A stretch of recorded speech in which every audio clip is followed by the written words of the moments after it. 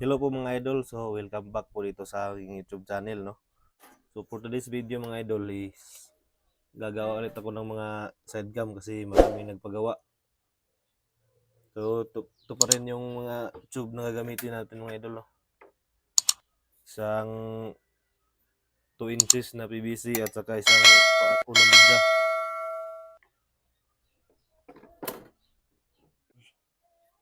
Sampo yung gagawin ko na side cam. So, yung una kong gagawin is puputol muna ako ng 2 inches na PVC na gagamitin para pang salpak doon sa scope. Yang sa may 3 cm, yan yung bubutasan. At saka puputulin natin dyan sa may 8 cm. Yan, baligawa tayo ng 10 na ganito.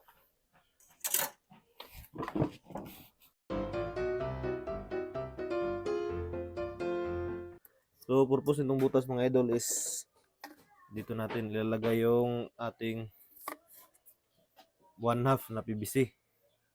Yan o. Fit na fit yan dito.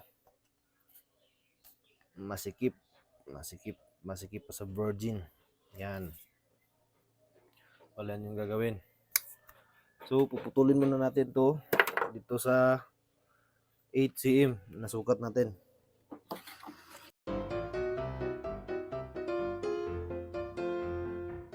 Yan, 1 down. 9 more.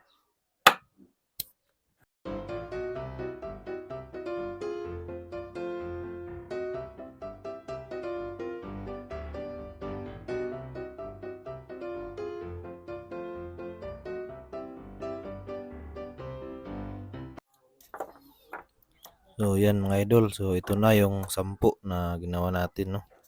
So, next step natin dito ngayon is lilihain natin ng 120 grit na liha para kuminis naman at mawala lang yung bakas ng lagari. Yan, 120 grit po na liha yung gagamitin natin mga idol.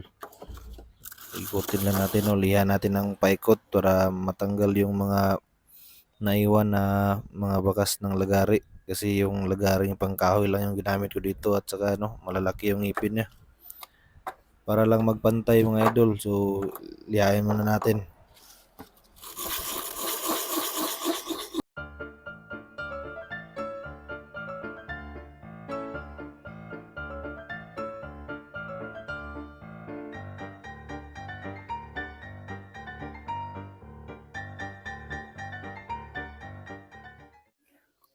So ito na po yung ating 10 na gagawing side cam. So gagawin natin susunod is ito.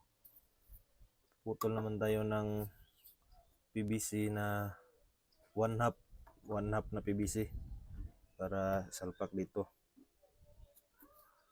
Yan. So puputol tayo ng 10 nito na tigwa 1 inch. Tigwa 1 inch lang.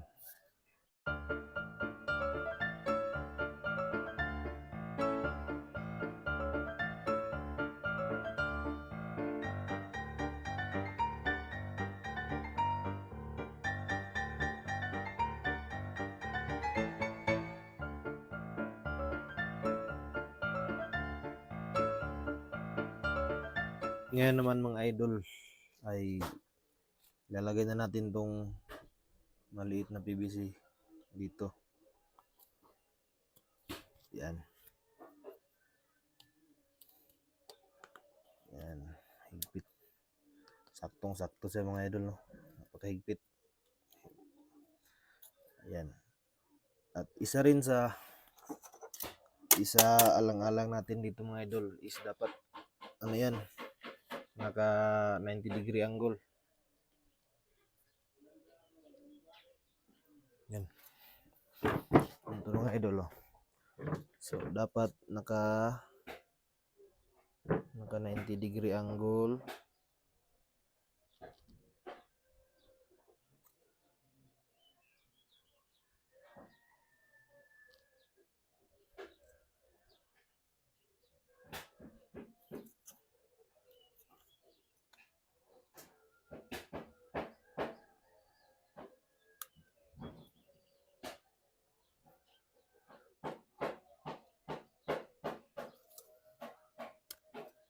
Yun, tanggal.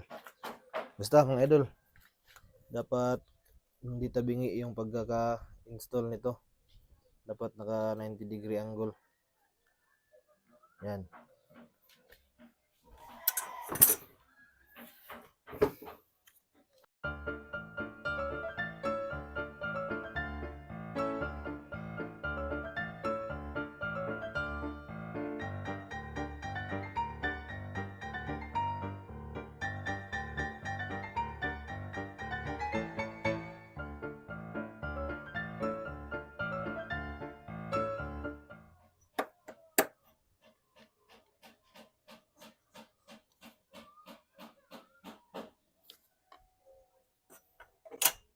Ilagay na natin to, saka natin to lagyan ng pandikit.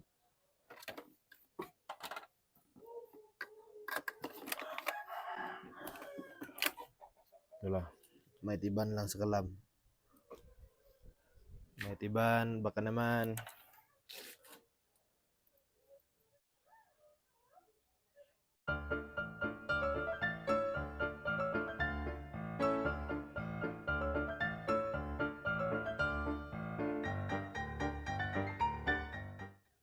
So yan mga idol, no, patuyo muna natin to.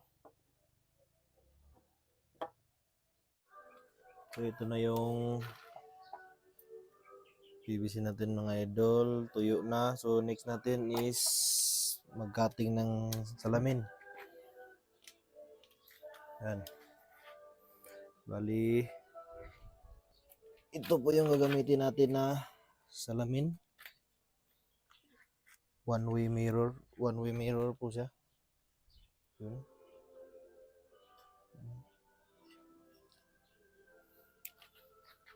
Yan.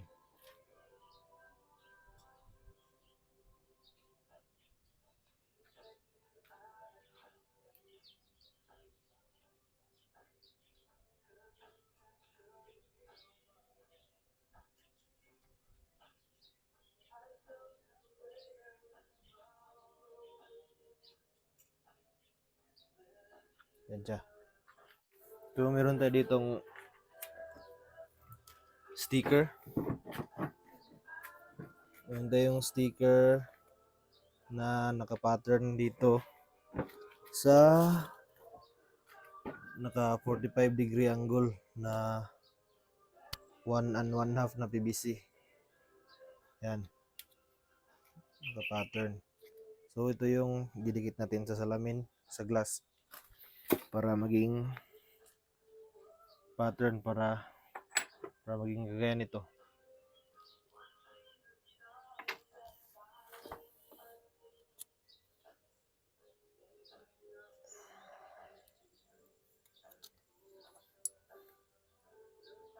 Yan.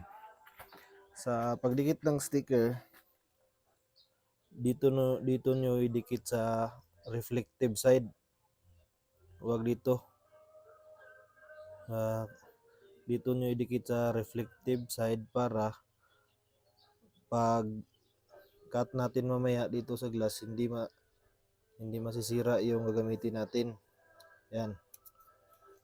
Protektado siya nitong sticker kasi yung gagamitin natin pang cut niyan is plier lang ito. Yan.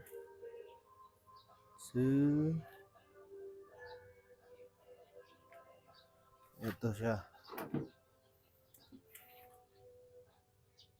Suot muna tayo ng gloves saka safety shades. Yan. Ito, dahan-dahanin lang natin sa pagkat kasi baka mabasag. Ito yung pinakamasilan na proseso sa paggawa ng sidecam mga idol.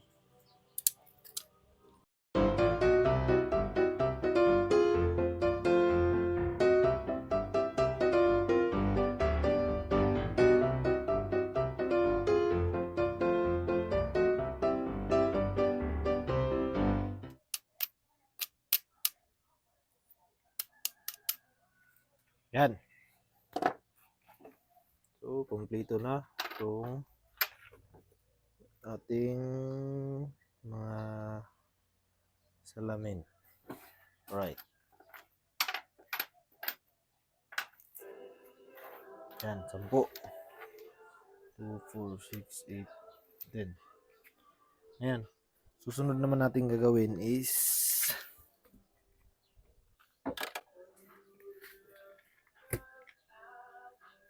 magka-cut tayo ng 1 1/2 na PVC. 1 1/2. Ito yung ilalagay natin dito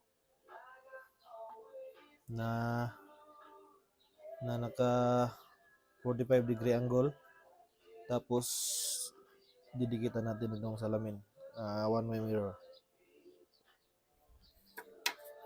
Yan lang mga idol, nasa 5.5 cm.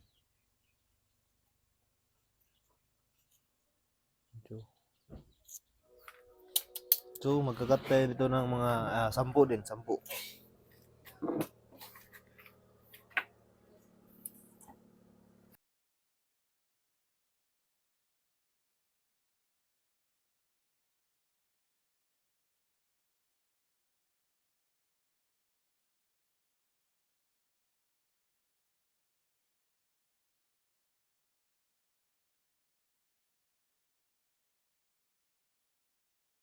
So, ito na yung ating naka 45 degree angle na PVC pipe mga idol.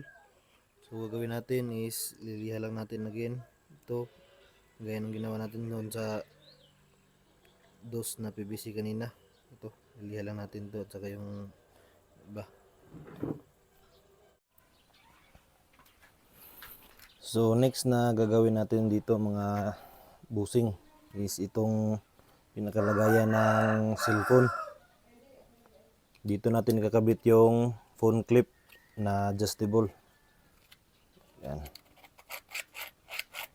So, ito yung gagawin natin gamit itong 2 inches na PVC. Susukat tayo ng 11 cm. 11 cm. Tapos hatiin natin sa gitna. So kibali itong isang 11 cm magiging dalawa siya. So gagawa tayo ng 10 na ganito.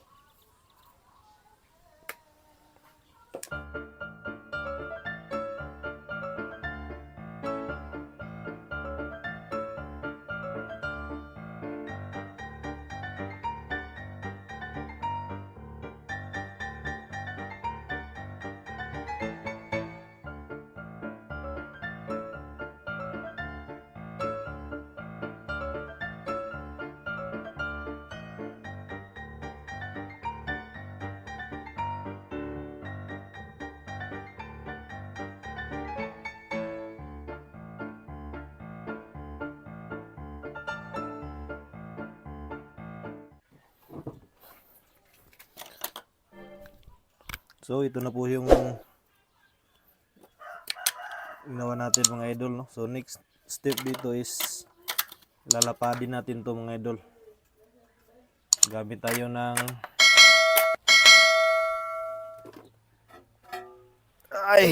pangmalakasang tiles.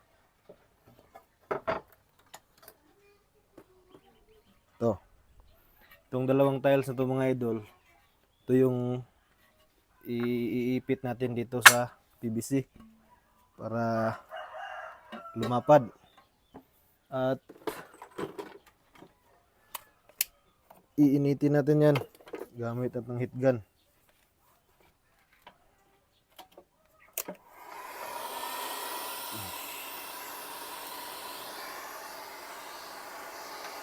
Yan. Gamit tayo ng heat gun.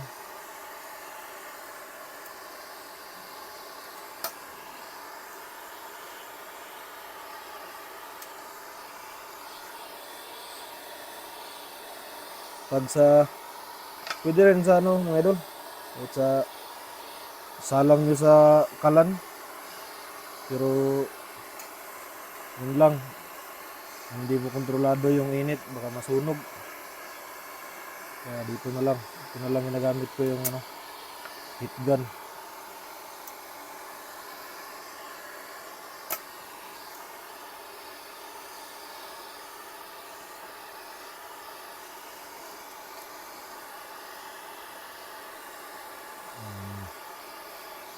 Bumubukan na siya mga idol.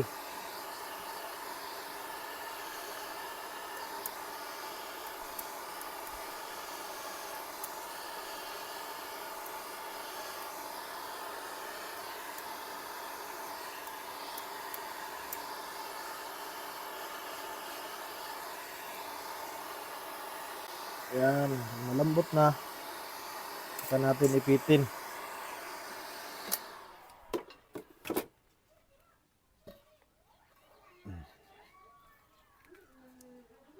Saka patungan natin ng pampabigat.